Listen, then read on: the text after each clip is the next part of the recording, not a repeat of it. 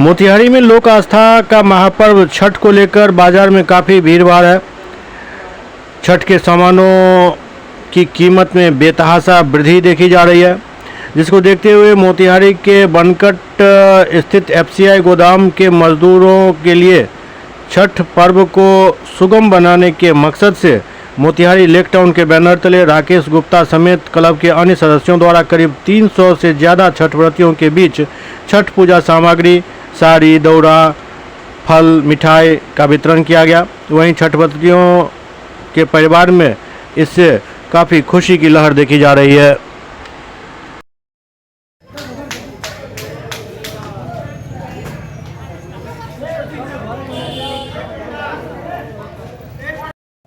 कति छठ भूखेला कति कति मिलल बा? सिपली, चावल, नींबू, आदि दौरा, कपड़ा। केकरा द्वारा मिलल? राजेंद्र गुप्ता के द्वारा। राजेंद्र जी के।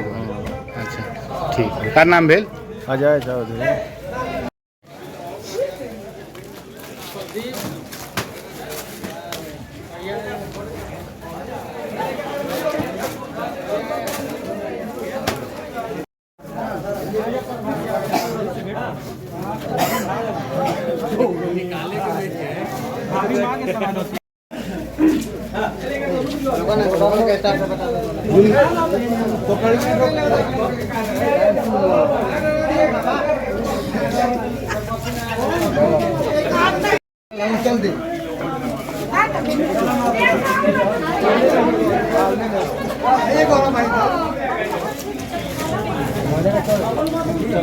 अर्पण भैया